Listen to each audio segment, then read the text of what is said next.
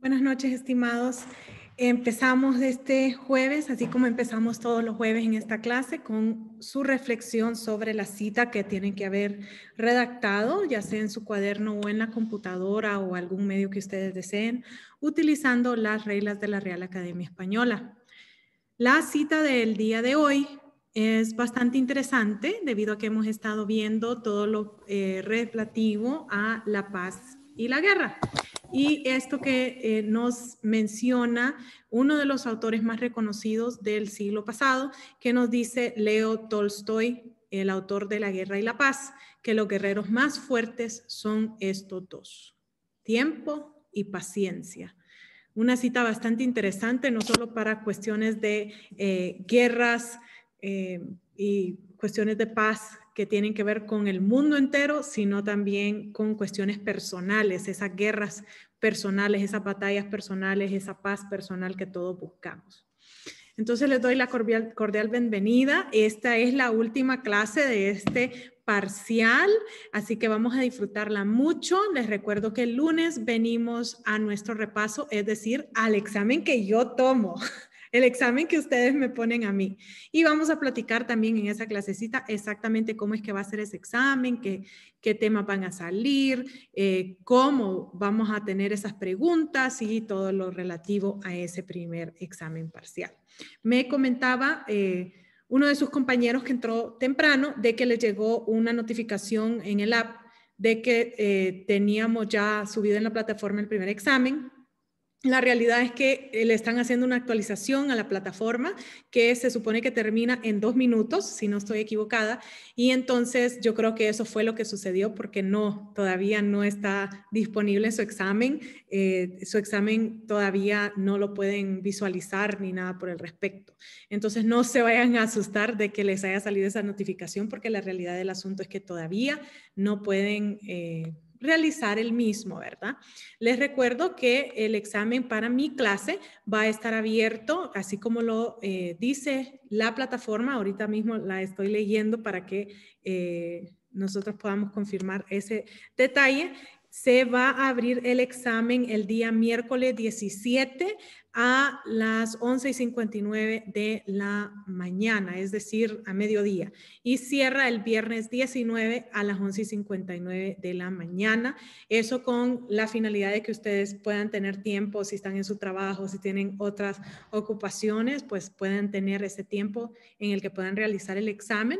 Pero además de eso, también que tengan cualquier hora, porque yo sé que algunos trabajan de la mañana, otros trabajan en la noche, entonces pueden hacerlo a cualquier hora dentro de esas horas. Y sí, les recuerdo que va a tener un tiempo limitado, ¿verdad? Para tomarlo, no es que lo pueden iniciar el miércoles y finalizar el viernes, pero dentro de ese rango de tiempo ustedes van a poder tomar su examen. Una vez que hemos ya platicado sobre eso, vamos a evacuar las últimas nociones que tenemos para el primer parcial. Empezamos hablando el día de hoy acerca del principio de no intervención. Ese es un principio que es bastante importante, que tiene que ver con la paz y que tiene que ver con el uso de la fuerza. Y entonces nosotros muchas veces hablamos de que otros países intervienen en nuestras políticas, que intervienen en nuestros intereses, que intervienen dictando qué es lo que podemos y no podemos hacer. Y vamos a averiguar qué exactamente es lo que el derecho internacional nos dice acerca de la no intervención. Lo primero que nos dice acerca de la no intervención es que ningún Estado deberá intervenir en los asuntos internos de otro Estado. Ahí no le dice asunto interno solo en cuestiones armamentísticas, ahí le dice todos los asuntos internos. Entonces es muy importante que nosotros nos demos cuenta que ahí nos está hablando no solo de cuestiones de las armas y del ejército y de la policía, sino que también nos está hablando acerca de la economía, acerca del derecho y acerca de cualquier otra perspectiva que nosotros tengamos adentro de un Estado. Ojo, esto tiene mucho que ver con el principio de la soberanía. Porque si a mí no me importa que usted esté haciendo eso y yo no reclamo que usted esté haciendo eso, ¿quién me va a perseguir a mí por intervenir en otro estado? ¿Qué creen ustedes?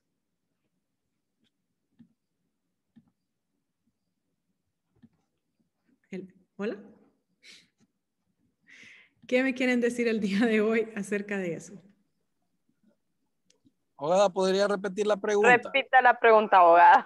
Si yo, o sea, el principio nos dice que ningún Estado puede intervenir en nuestros asuntos internos. Eso es en todos los asuntos, en política, en educación, en salud, en todos los asuntos que tengan que ver con nuestro Estado. Pero si yo no defiendo a mi Estado, si yo no uso ese principio de soberanía para defenderme, ¿quién va a defenderme? Nadie. Nadie, correcto, abogada. José, nadie. Entonces, cuando nosotros venimos y reclamamos y decimos, y lo he escuchado de todos los lados, ¿verdad? Ejemplo, pero ¿por qué nosotros permitimos de que vengan maestros cubanos y médicos cubanos a hacer lo que quieran aquí en Honduras sin estar homologados, etcétera, etcétera? Y entonces, ¿por qué los dejó? Correcto, ¿por qué nosotros permitimos que ellos entren? Y del otro lado, también escucho yo, ¿y por qué nosotros permitimos de que los gringos vengan y nos digan a nosotros lo que tenemos que hacer? Porque usted los dejó, esa es la respuesta, ¿cierto? Es como que yo venga y en mi casa, algo que sucede mucho en las casas, gracias a Dios en la mía, ¿no? Pero yo escucho mucho a mis amigas que me dicen, es que viene mi suegra y me dice hasta cómo limpiar las ollas de mi casa. ¿Y quién la dejó? ¿Cierto? ¿Quién permitió que ella llegara e interviniera en esa casa? Abogada, Dígame, Germán. es como pasa en el sur. Los de Nicaragua y El Salvador pueden entrar a mares a pescar y nadie les dice nada. Pero si un hondureño entra a mares nicaragüenses o salvadoreños, van presos. No solo van presos, les decomisan las lanchas, les decomisan el producto y nunca se los devuelven. ¿Cierto o no, Germán? ¿Cierto? ¿Cierto? El año pasado agarraron a un primo mío y le decomisaron todo. El camarón, le quitaron 15,000 libras de camarón. Ni quiera Dios. ¿Y él vio algo ahí de regreso? Y dijeron que era, no, porque dijeron que era perecedero, entonces se le hizo perdedizo. Se perdió, ¿o escucharon? ¿Va? Se perdió. Se perdió. ¿Y ustedes creen que realmente eso se perdió? ¿O creen que alguien se lo... ¿Ah? ¿Qué creen que pasó ahí realmente? Yo realmente creo que ahorita están haciendo camarones al ajillo. Ay, qué rico. Oh my God. Pero sí, o sea, esas cosas son bien interesantes que nosotros sepamos. Si yo no defiendo mi derecho, nadie lo va a defender. Si el Estado de Honduras no defiende su derecho, nadie lo va a defender. No importa si es de izquierda, no importa si es de derecha, no importa si es de centro. Si a usted no le gusta que la gente venga acá a Honduras y nos diga qué hacer, ¿por qué nosotros permitimos que eso pase? O sea, nosotros somos los que estamos permitiendo que eso pase. ¿Ok? Muy interesante que ustedes sepan ese punto de vista. Dígame, José. Abogada, pero en estos países tercermundistas, hablando de nosotros, las grandes potencias mundiales, por supuesto que intervienen, de repente no de manera directa, pero a través de las ayudas internacionales, ellos marcan la pauta de lo que se tiene que hacer. Sí, pero nosotros al final del día tenemos el derecho de decir que sí o que no. Usted y yo, pero el que gobierna no. Y porque se deja. Es que esa es la pregunta del millón. ¿Usted cree que todos los países del tercer mundo le dicen, venga para acá, yo acepto todo lo que usted me Abogada, diga? ¿O solo somos nosotros? Porque el poder económico mata al poder político. No Si siempre. usted es candidata o presidente o necesita una fuerte cantidad de dinero y vengo yo y le financio, y usted al llegar, usted tiene que devolverme el favor. No es Alicia del País de las Maravillas, esto es así es. Miren qué interesante lo que nos dice José. Y eso no solo aplica con otros estados, eso aplica a nivel interno. Que a mí venga un empresario o, ojo, que vengan los narcos y me hagan una financiación de una campaña y después yo les debo las cosas. Ustedes saben cuál es una de las quejas más grandes que hubo acerca del presidente Trump, que él no aceptó ninguna ayuda, que él financió su campaña, entonces él no se le debía a nadie. Muchas veces yo les digo, miren, es la primera vez que hay un presidente gringo que es deslomado, porque ese sí que era deslomado, ese decía lo que él quería, se fijaban cuando salía en las conferencias, él decía lo que él quería. ¿Por qué? Porque él no le debía nada a nadie.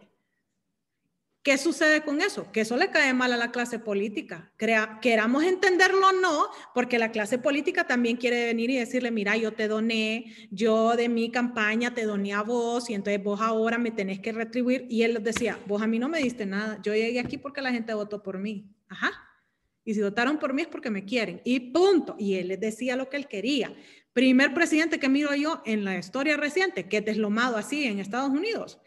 El primero, se los digo en serio. Y mucha gente a mí me decía, es que a mí me llega que le dice las cosas a los otros políticos y le dice, vos sos corrupto, a vos te quiero meter preso y a vos tal cosa. ¿No se acuerdan que él hacía esas cosas?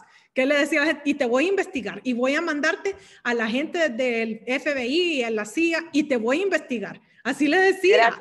Era tipo Salvador Nasralla, la verdad, abogada acusando a todo el mundo. Mire, era tipo Salvador Nasralla mezclado con Mel Zelaya.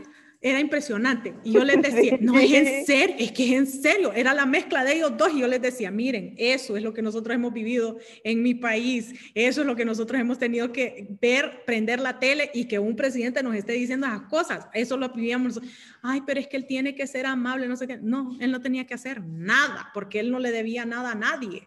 Entonces, y él llegaba en los otros estados y le decían, mira, China, por ejemplo, llegaba y le decía, mira, yo quiero que en Estados Unidos dejen botadas las tarifas de introducción de mis productos. Y él los quedaba viendo y les decía, no, pero no, vos no me ayudaste a mí a llegar a ser presidente. No quiero, punto. Y él así les decía, ni siquiera les decía como, no, miren, vamos, no, deslomado, les decía, no. Así, y uno quedaba así como, ¡ey! Nada de diplomacia. La cortesía. Nada de diplomacia. Acuérdense esa foto famosa donde él está en una reunión con las potencias europeas, está el presidente de Francia, está la primera ministra de Alemania, todos están enojados con él, y él muy fácilmente les dijo, no, pero es que mira, que nosotros que el comercio, que no sé qué, que le empezaron a decirle, miren señores, ustedes han estado... Y ese sí, hablaba deslomado y les decía, ustedes están chupando de la teta de los gringos, ustedes son parte de la OTAN y ni siquiera ponen el 50%, Estados Unidos está poniendo más del 50%, ustedes son más estados. Y él les decía las cosas y las ponía claras. No. Y aquellos le dijeron, pero ¿cómo es posible que usted nos hable así? Porque yo soy el que estoy pagando, les decía, entonces no. Y esas cosas él las podía hacer porque él no le debía nada a nadie. Piénsenlo, si usted no le debe nada a nadie, a usted no le da miedo decir las cosas. Entonces, abogada, perdón, entonces lo que usted está diciendo, enfoquémoslo a nosotros, porque ¿sí? Estados Unidos es la primer potencia mundial y es multimillonario, y traigamos esa pelotita al terreno de nosotros. Nosotros, nuestros gobernantes como país tercermundista, no tenemos la capacidad de decirle a alguien con tanto dinero, no. Si este papel, si ahí viene... no tenemos esa capacidad, perdón, por ejemplo, miremos al nivel internacional, una negociación entre nuestro gobernante y Estados Unidos, por ejemplo, que es la primera potencia del mundo, jamás le vamos a decir no, ¿sí? A nivel internacional, a nivel interno, imagínese usted, ¿por qué el presidente de la Corte Suprema y el fiscal general de la República, ante tantas acusaciones que el presidente tiene a nivel internacional, ninguno sale a investigarlo? Porque los dos fueron puestos por él mismo. Entonces nadie va a ir a apedrear al que me ha colocado a mí. Entonces esto está en puro papel, o en pura teoría en este caso, ¿sí? Pero nosotros como país pobre, porque somos pobres económicamente, no podemos ponernos en una posición como la que Trump tenía en su momento. Gracias. Miren, es que no solo es el hecho de que Trump pueda hacer eso, es que los políticos de Estados Unidos no lo pueden hacer tampoco. Ellos se le deben también a las personas. Miren lo que está sucediendo ahorita con Biden, que él inclusive ha quitado las restricciones que puso Trump con China. ¿Por qué? Porque él se le debe a China. Todos lo sabemos, es un secreto a voces, está la investigación, tienen la computadora del hijo en donde dicen que el 10% de todo lo que el hijo gana de China, del Partido Comunista de China, le entra a Biden. Entonces él se le debe a los chinos, entonces él quitó todas las restricciones. No crean que solo somos nosotros. La pregunta es ¿por qué lo permitimos? Esa es la pregunta. Porque no siempre hemos permitido las cosas. No siempre tenemos que permitir las cosas. Nosotros podemos ser muy claros y decirlo. Nosotros en Honduras tal y tal y tal cosa. Eso es en contra de nuestra ley. No es permitido. Pero cuando usted tiene del mismo presidente, vamos a ver, desde el presidente Mel, él tenía asesores extranjeros en sus políticas. En la campaña política él tuvo asesores extranjeros, entre ellos un gringo. Sí, entonces esas cosas nosotros las hemos permitido, porque el Tribunal Superior de Cuentas no hizo nada, porque lo que está diciendo José, porque el presidente y porque el fiscal y porque entre ellos se deben, entonces entre ellos se juegan la pelota y nosotros lo permitimos. ¿Puedo aportar algo? Dígame, Marvin. Acuérdese que la injerencia de los Estados Unidos es bastante grande y no es de ahora. Eso es antagónico. En relación a lo que decía el compañero, tiene mucha razón en la percepción. Y de hecho, en las últimas elecciones que se llevaron en el 2017 en Honduras, yo nunca había visto una embajadora de los Estados Unidos estando allí en el Infot, donde estaba el centro de cómputo, donde se llevaban urnas, donde se llevaban papeletas pendientes de, porque tenía que estar ahí. Ese es un asunto interno de este estado. Sin embargo, los gringos avalan al presidente que tenemos actualmente. Y en relación a lo que dice el compañero, con tantos actos de corrupción, vínculos en narcotráfico, si aquí no le hacen nada, estamos esperando que Estados Unidos se lo venga a llevar.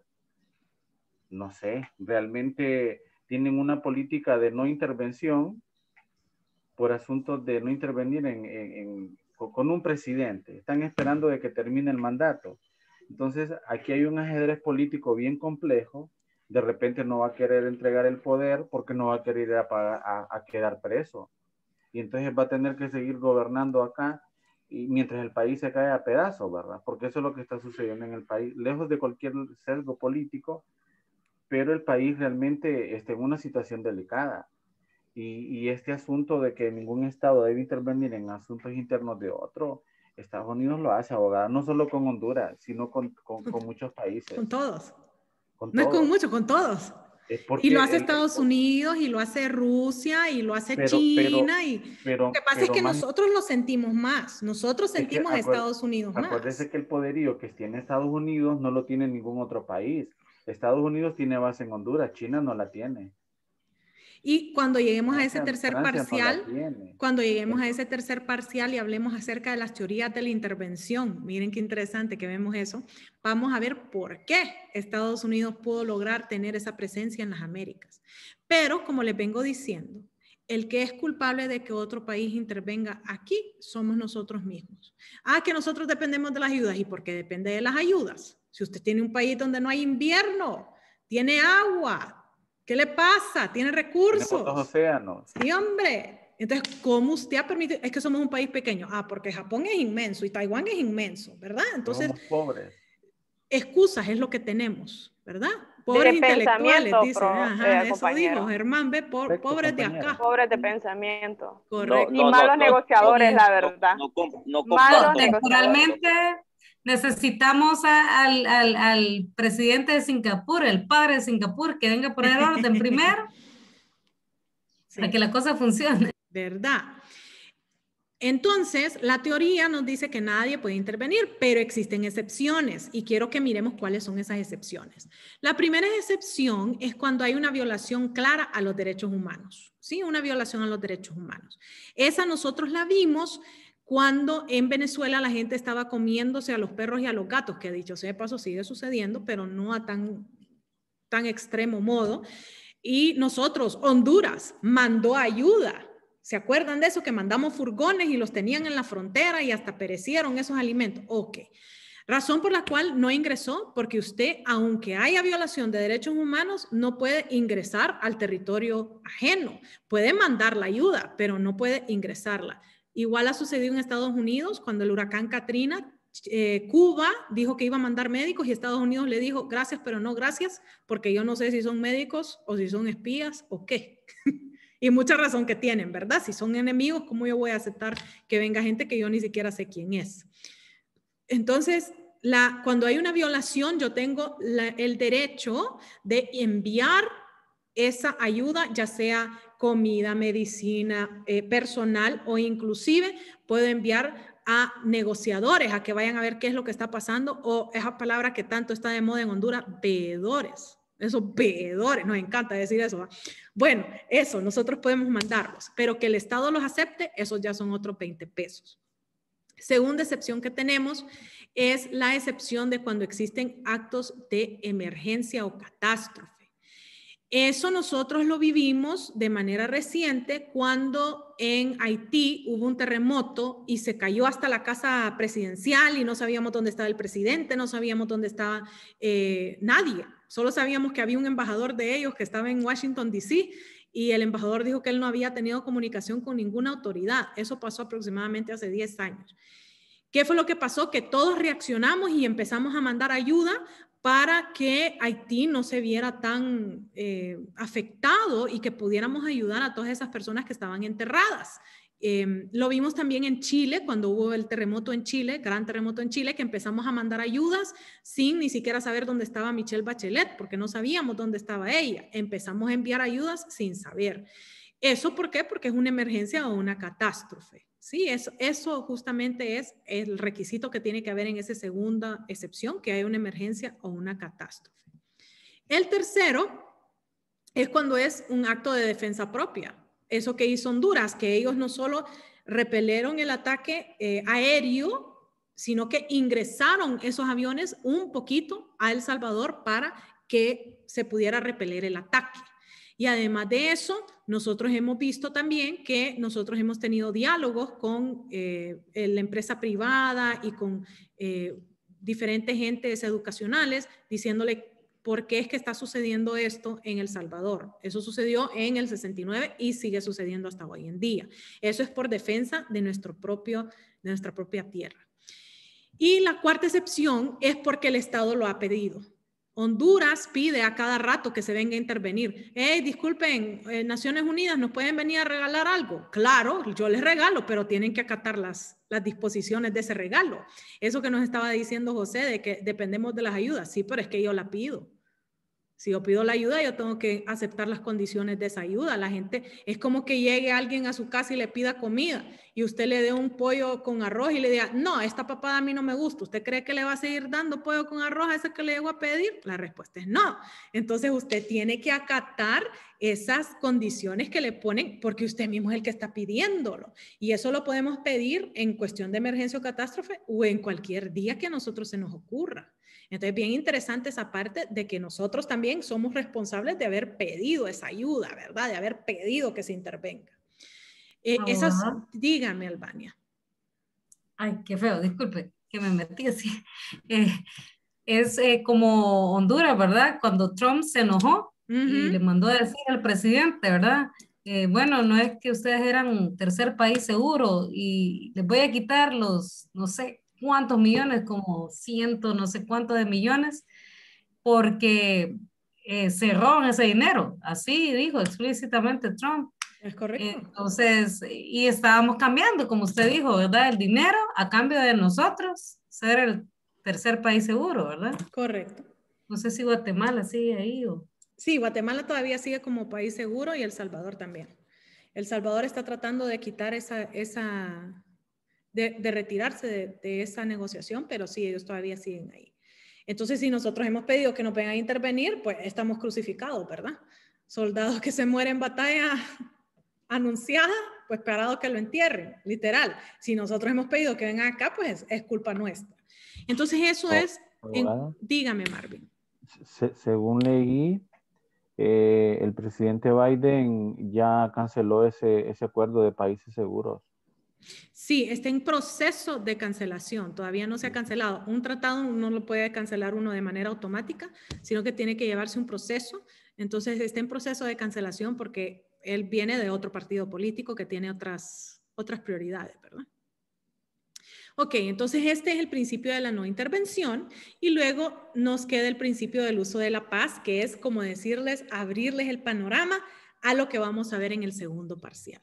Y cuando hablamos del principio del uso de la paz, nosotros estamos hablando primero de que todo, que los conflictos se tienen que resolver utilizando la paz. Se oye feo, ¿verdad? Uso de la paz, utilizar la paz, se oye feo, pero eso es lo que nosotros hacemos, utilizar la paz. ¿Qué es la paz? Esa es una pregunta que usualmente me hacen a mí. ¿Qué es la paz? La paz viene del latín, oh, miren, se me vino en desorden. La paz viene del latín pax y lo que significaba era un pacto que nosotros hacíamos con los romanos. En el tiempo de Grecia y Roma, Roma llegaba, invadía Egipto y le decía, Egipto, yo no te sigo atacando si tú no me sigues atacando. Era un pacto, eso era lo que era, un tratado que ellos hacían y decían, no vamos a hacer ninguna acción antagónica uno contra el otro. Y entonces así era como definían ellos la paz, un pacto. Luego, con el tiempo, evoluciona a significar un periodo donde no hay guerra. Pero si yo les hago la pregunta a ustedes, si ustedes sienten que viven en paz, ¿quién de ustedes me puede decir que usted siente que vive en paz? A ver, ¿quién se quiere atrever a decirme el paz yo? interior. Nadie. De todos los sentidos. No hay paz, abogada. Están las guerras entre los narcos y todo eso, no hay paz. Entre Solo las, que no hay las guerra pandillas, entre los secuestradores. Sí. Ahora, no hay guerra entre las naciones, ahora interna. Es otro nombre que se le da. Ahora se le dice uso de la fuerza, así se le dice a las guerras, pero aún así, Honduras, la última vez que estuvo activamente en guerra es cuando mandamos a 100 soldados a Irak. Esa fue la última vez que estuvimos activamente en una guerra, ¿sí? Que mandamos a 100, no es como que mandamos a todo el ejército, mandamos a 100 elementos, ¿ok? Esa fue la última vez que nosotros estuvimos, que fue cuando el presidente Ricardo Maduro. Después de eso nosotros no hemos estado en guerra, pero nosotros sentimos paz aquí en Honduras. Aquí estamos en guerra, estamos pero en guerra interna. Interna. O sea que nosotros entre la ciudadanía.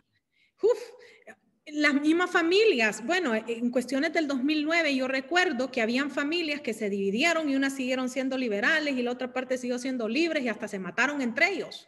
Por eso es realidad.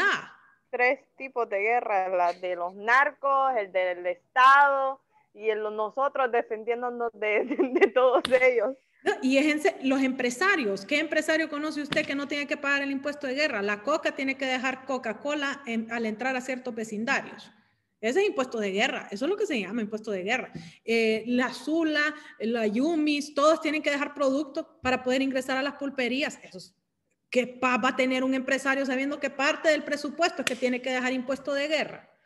No se puede, ¿verdad? Abogada, en una mayoría, fíjese que, y le digo con conocimiento de causa porque he platicado con varias personas, no es la empresa que corre con ese costo, es el vendedor que entra a esa pulpería y tiene que repartir de lo que él gana a las personas para poder hacer la venta en ese lugar. Sí, es cierto lo que está diciendo José, en ciertas empresas es así. Yo tengo conocimiento de otras que ellos lo ponen como pérdida dentro de su balance. Eso hacen ciertas empresas. Otros les dan solo un porcentaje. Un porcentaje. Correcto. Y el otro porcentaje lo corre el empleado. Es correcto. Entonces, ¿qué paz va a tener usted si esa es la realidad en la que usted vive? Ni hablarles ahora con cuestiones. Dígame. En otros casos, por ejemplo, los de aquí de la zona sur, los camaroneros que van a la zona norte, allá los extorsionan también para poder ir a vender a Copán, por ejemplo, a Olancho, a Colón, porque es la zona buena del mercado. Y de regreso los mandan con el paquetito ahí, déjalo. Es bien complicado. O se alinea o lo alinea. Sí, y obviamente le amenazan a su familia. Porque usualmente si a mí me van a amenazar, a mí que me amenacen. Pero si a mí me amenazan a mi mamá, a mi papá, a mi hermana, esa amenaza yo sí la siento como amenaza, ¿cierto? O sea, esa es la manera en la cual ellos operan.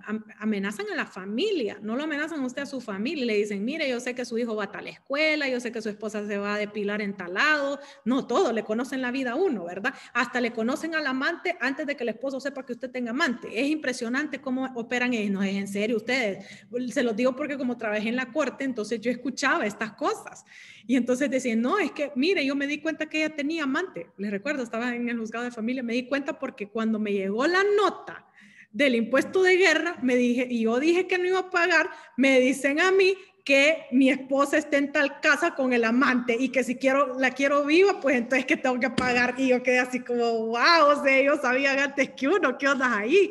Pero esas son las cosas que hacen. Y eso lo que hace es que crea inestabilidad. No hay inversión, se cierran los negocios, los empleados se van, fuga de cerebros, nos queremos ir todos. ¿Quién de ustedes no se quiere ir a Estados Unidos? O sea, es impresionante. Y a veces ni siquiera a Estados Unidos, a México, que se quieren ir, hasta aquí nomás se quieren ir. Pero nos queremos ir porque hay inestabilidad. Entonces, ahora, tanto Naciones Unidas como la OEA, como muchas otras instituciones, nos dicen que la paz es un periodo de estabilidad. Y la realidad es que nosotros no hemos podido llegar a ese periodo de estabilidad. No hemos llegado a él, ningún Estado ha llegado a él, pero eso es a lo que nosotros aspiramos a llegar. Aspiramos... Abogada, perdón.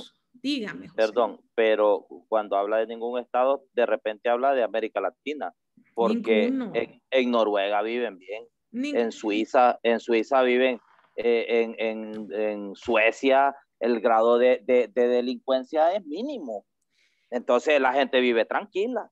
No, es diferente, no es mínimo, es diferente. Correcto, Mildred está hablándole con la verdad.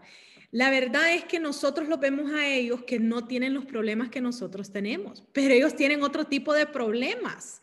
Ejemplo, en los países que usted mencionó, Noruega, Finlandia, Suecia, Suiza, Dinamarca, que son conocidos como los países nórdicos, ellos tienen un grave problema. ¿Sabe cuál es ese grave problema? Que ellos sienten que no tienen parejas. Ellos se casan cuando ya están muy tarde, no tienen hijos, no están reemplazando su población, se están cerrando las escuelas, se están cerrando no existen pediatras en muchos lugares. Y no solo está pasando en los países nórdicos, sino que también está pasando en países como España, que la gente nunca pensó que eso iba a pasar en España o en Italia. Y ellos sienten un nivel de satisfacción en su vida muy baja. Y eso también crea inestabilidad. Y ni hablarles de los problemas económicos que ellos tienen ahorita con esta pandemia. Esta pandemia ha llegado a revelar los problemas económicos que muchos tenemos. ¿Qué es lo que sucede en lugares como Finlandia, Suecia, Suiza, Dinamarca? Que ellos no tienen que pagar por su educación. La educación es gratis, hasta la maestría inclusive es gratis. Pero ellos tienen que pagar casa, comida, etcétera. Y la gente no se da cuenta que vivir en esos estados es muy, muy, muy, muy, muy caro, pero muy caro, ¿sí? Le estoy hablando que en un lugar de Dinamarca, por ejemplo, en un lugar como el equivalente a Valle de Ángeles, un lugar rural, una casa le está costando 1,000 euros. Una casa no, un departamento, ¿sí? Una casa pequeña, un cottage, les dicen ellos, le está costando aproximadamente 1,200 euros. Si usted es un estudiante, porque dicho sea de paso, la educación es gratis si usted no está trabajando. Entonces le ponen esa condición. ¿Y usted cómo va a pagar la casa para vivir ahí? ¿Y cómo va a pagar sus libros? ¿Y cómo va a pagar? Entonces no tienen esa estabilidad personal, esa estabilidad económica personal. El Estado está muy bien, pero ellos como seres humanos no están muy bien. Además de eso, las grandes protestas que se dan en estos lugares, en donde literalmente llegan y queman negocios, queman las cortes. Estoy pensando ahorita en esta gran protesta que hubo hace poco en Polonia. En El Salvador. En Polonia, ahí donde supuestamente están súper, súper bien y son educados y todo. Y hubo una protesta masiva de feministas, dicho sea de paso, y incendiaron varios juzgados. Se perdieron los expedientes. Si usted tenía un expediente ahí perdido, dígame, Giovanni. Una consultita. Ay, disculpe el tema. Sí. Yo tengo varios amigos ahí, ¿verdad? Más que todo un señor allá que él es retirado. Y es verdad que usted cree que será cierto que a ese Donald Trump le hicieron fraude a la larga. Que si yo lo creo, sí, yo lo creo. No, por eso, tal vez como usted tiene más conocimiento allá, ¿verdad? Tiene más relación, ¿verdad? Lo que escucha, porque uno no está aquí, ¿verdad? No, uno no está allá, perdón, ¿verdad? Sí, que si yo lo creo, sí, yo lo creo. ¿Por qué lo creo? Porque he visto videos en donde una persona coge papeletas y las vuelve a meter y las vuelve a meter y las vuelve a meter contando el mismo voto hasta 100 y 200 veces. Y esa papeleta resulta... Ajá. Miren, es que cuando yo miraba esos videos, yo quedaba viendo a mi esposo y le decía, bienvenido a Honduras, bienvenido a ser un shithole country, así le decía yo, que nos dijo país de M, así mismo, así le dije, bienvenido. Y allá no se fue la luz igual que acá. Fíjese que, espérese, ustedes no se dieron cuenta, porque asumo que no lo escucharon, porque no fue muy publicado en los canales de América Latina, pero no se fue la luz, pero se estalló un tubo de agua. Y entonces tuvieron que cerrar el centro de votación, excepto que se quedaron los veedores, y una de las veedoras, ahí está, en YouTube, pueden ir y pueden buscarlo, está la veedora con un paquete así, de 200 votos, metiéndolo una vez y volviéndolo a meter y volviéndolo a meter, y después va a una mesa y debajo de la mesa saca una maleta, saca las papeletas y las empieza a meter. Oiga eso. Y me quieren decir a mí que había un tubo de agua rota y que todos tenían que evacuar, pero la chava se queda haciendo eso y están los videos. Y le digo yo, amor, bienvenido a los fraudes que ustedes mismos hacen aquí. Bueno, bienvenidos. Tomen de su misma medicina. Así le dije yo. Y es que pero ¿cómo es posible que en mi país estén haciendo eso? Ajá, bueno. Bienvenido, le decía yo. Entonces sí, para mí... Una versión de Honduras más moderna. Miren, hay también reportes de que la gente iba a la máquina. Ay, no, es que yo eso de votar en máquina, eso conmigo no va. Iban a la máquina y entonces en la máquina es como una iPad, que usted es como el celular y usted toca y entonces ahí le sale lo que usted está tocando. Y entonces la gente tocaba y votaba por Biden, por ejemplo, y cuando le salía la papeleta, le salían 2 papeletas en vez de solo una, que es la que usted va y deposita. Ajá. Y después a otros que tocaban y decía Trump, no le salía Trump en la papeleta impresa, sino que le salía Biden. ¿Qué le parece? Abogada. Dígame, Junior. Respecto a eso que está diciendo, usted sabe que Estados Unidos es el espejo de todo el mundo. Entonces no puede haber una dictadura cuando ellos no lo quieren permitir. O sea, se meten con Venezuela, con Cuba, y usted sabe que no pueden permitir de que Donald Trump siguiera más años ahí. Eso es lo que pasa. Pues si no les digo, era un presidente deslumado. Él le decía a sus opositores, mira, vos sos un chancho. Así, yo escuché que le dijo, le dicen, usted dice que las mujeres parecen puerco. Literalmente así le dijeron, usted dice que las mujeres parecen puerco. Y dijo, no, yo no dije que todas las mujeres parecen puerco. Yo dije que la presidenta de la Cámara de Representantes es una puerca. Así ustedes. O sea, a esos niveles no hemos llegado todavía nosotros de que un presidente salga en la tele y diga, el presidente del Congreso es un puerco. Y así dijo, o sea, esas cosas, él no tuvo diplomacia, él no tuvo tacto y él perdió mucho. Si tuviera abogada, si alguno de los de Honduras tuviera el poder, el dinero que tiene Donald Trump, porque Donald Trump honestamente él no era político. O sea, él es empresario, él es un hombre empresario, pero de política nada, porque no sabe mentir. Él decía las cosas tal como las pensaba y muy buen empresario, pero como en estos países, igual, el que no es político, el que no miente, el que no le dice que le va a dar el sol, la luna y las estrellas, y al final no le da nada, entonces no puede llegar al poder. No, y después está también esa gráfica, ¿verdad? En donde él va ganando y va Biden al lado y después paran de contar los votos. Y cuando reinician los votos, viene Biden por acá y sigue así la curva. Explíqueme usted eso, ¿verdad? O sea, ahí le han sacado unas camisas que dice fraude y la F es justamente ese pico que aparecieron, bueno, ¿verdad?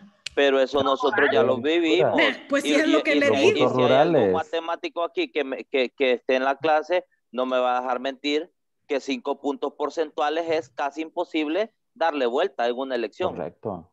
Y se le dio vuelta, pero por cualquier cantidad más. Entonces, eso ya para nosotros es... No, pues sí, por eso le digo, no, miren, es que ustedes no entienden, yo estaba sentada al lado de él, estamos viendo las noticias, y cuando veo yo lo que está pasando, me empiezo a morir de la risa, y me dice, ¿qué te pasa? Le digo, va a perder. ¿Cómo que va a perder? Mira, va ganando por millones de votos, va a perder, le digo. ¿Cómo me puedes decir eso? Si ganó Iowa y ganó la Florida, o sea, ganó los que usualmente son los de contención, los que si usted lo gana, pues gana Mira que ya lo declaran, mi amor, te estoy diciendo que va a perder el hombre. Y me dice, no creo, no puede ser. Y yo, ja, ja, ja, ja. Y ahí como a las 2 horas empiezan a decir, oh, hay una nueva tendencia. Y yo, te dije, bienvenido, bienvenido, le decía yo. Y aquel me dice, es que estás disfrutando. Y le digo, sí, porque ahora entendés los problemas que nosotros tenemos. Ahora sabés qué es lo que se siente, que vos estás viendo en la tele, lo estás viendo vivo y vos decís, esto no puede ser posible. Y aquel solo me quedaba viendo y me decía, pero es en serio. Y yo, sí, mi amor, es en serio. Abrí los ojitos, mi amor, te están haciendo fraude ahorita. Míralo, míralo que te estoy viendo. Y aquel hombre era, o sea, incrédulo. Él no podía creerlo. Y eso, queramos entenderlo o no, ha creado inestabilidad en Estados Unidos. Si no, miren, literalmente, este fin de semana, en Washington, D.C. hubieron protestas en donde quemaron negocios, quemaron carros, y eran los de Antifa, que son los liberales. Esos mismos fueron y quemaron carros y quemaron tiendas y quemaron un montón de cosas.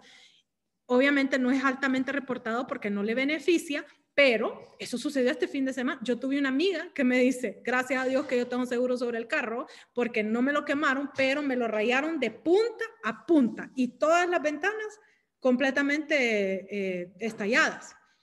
Y está nevando, dicho sea de paso. Entonces, adentro del carro, lleno de nieve. Ya se imaginan, ¿verdad? Entonces, esas cosas, ¿cómo hacer eso estable? Eso no puede crear, nosotros lo vivimos ya, la inestabilidad política, ya la vivimos, ahora la están viviendo ellos. Y le digo, bienvenido, mi amor. Y la viviremos en noviembre de este año otra vez. Bueno, y entonces en eso vamos a estar. Entonces, lo que nosotros queremos decir es que para utilizar la fuerza, tenemos que saber, para utilizar la paz, tenemos que saber lo que es la paz. Y la paz en realidad lo que significa es estar estable, no solo como Estado, sino que estable a nivel interno. Y cuando hay inestabilidad a nivel interno, empiezan a ser esos problemas transfronterizos. Los empresarios no están bien. Ahorita, con esto de la pandemia, los empresarios no están bien. Los empleados no están bien. Los emprendedores no están bien porque ya escucharon que la SAR les va a cobrar yo no sé ni cuánto, ¿verdad? Entonces, ¿quién está bien? ¿Quién está estable? Abogada. Dígame. El problema es que vea cómo ir en contra del sistema, ¿va? Porque si usted publicaba algo, algo medio mandracoso, Facebook lo bloqueaba o le ponía abajo el comentario, esto es totalmente falso, porque hay un sistema totalmente confiable, dice. Y además de eso, pues, el ataque es evidente, pues, hacia esta persona con el juicio que están llevando ahorita, que ellos lo que buscan es no destituirlo porque ya no es presidente, sino que inhabilitarlo para que él vuelva a ser candidato, porque con todo lo que ha pasado, el perfil de este hombre se ha elevado más, porque ha ido en contra del sistema y los conservadores les gusta bastante eso. Por ejemplo, usted, ¿verdad? Usted piensa totalmente distinto. Y las promesas que ha hecho Biden, se ha fijado que ni nada, pues no ha tocado nada. O sea, está deportando más gente, la economía no le interesa, lo de la pandemia, o sea, se han interesado mejor en juzgar a Trump que en resolver los problemas. Por ejemplo, el proyecto del petróleo en la zona norte de los estados norte. La pipa. Lo suspendió, o sea, son millones de empleos que se van a perder. 48 millones de empleos. 48,000 empleos de manera directa. Además se va a aumentar el costo de la energía, o sea, se imagina, ¿verdad? Y es lamentable porque la gente no entiende eso. O sea, los hondureños aquí dicen, no, que Biden no sé qué, que no sé cuánto. La verdad que, o sea, no estoy en Estados Unidos ni nunca he ido, pero es cuestión de lógica, pues. Sí. O sea, ¿me entiendes? Sí. Dicho sea de paso, una de las razones por las cuales para ellos sería bueno que él pierda este juicio político es porque todos los expresidentes de Estados Unidos siguen ganando el mismo salario que si ellos fueran presidentes. O sea, que ellos siguen ganando su salario. Y algo que hacía Trump es que él todos los meses donaba su salario. No sé si se dieron cuenta de eso. Todos los meses él donaba su salario completo, hasta los centavos. Y entonces él, ya su primer salario, le toca ahorita. Y él ya dijo que lo va a donar. Entonces, ¿cómo creen que se va a ver que él como expresidente done su salario y todos los otros expresidentes no hacen nada con ese salario más que echárselo encima? Y encima que el presidente actual se lo está echando encima también. O sea que, no, esas son cuestiones políticas bastante grandes y bastante complejas. No sé si ha visto la teoría que está ahorita, abogada, de que este Biden no está consciente mentalmente, no tiene las capacidades, sí. Y quien está firmando las órdenes es la mujer, Jill Biden. Ah, Jill, la esposa. Sí, y era un Kamala. análisis de la firma, donde la B de Biden, la de Hill es una sola línea y la de Biden es varias partes, entonces están haciendo ese análisis de todo eso, pues al final vemos que todo se va a cumplir de acuerdo al plan, que quien va a ser la presidenta va a ser Kamala y no Biden, y de ahí va a venir otra vez, o sea, es todo un ajedrez, pues, lo que se viene. Claro, y entonces créanme que cuando Estados Unidos estornuda, a nosotros nos da gripe, ¿verdad? Entonces tienen que estar bien preparados para eso. Bueno, muchachos, aquí es donde llega el tema de nuestro primer parcial. Como les digo, el lunes yo vengo a que me pongan examen ustedes a mí, así que usen el fin de semana para leer estas diapositivas, estudiarlas. Si quieren volver a ver una clase, ahí van a estar en YouTube. Ya están todas menos esta, subidas al canal de YouTube. Entonces, hagan sus estudios y el lunes cualquier pregunta que tengan, aquí voy a estar yo toda esta hora para respondérselas. Les agradezco que hayan estado conmigo este primer parcial, que ha sido tan interesante para mí, y espero verlos el lunes. Que tengan un súper buen fin de semana. Gracias. Buenas noches. Buenas noches. Buenas noches. Buenas noches. Buenas noches.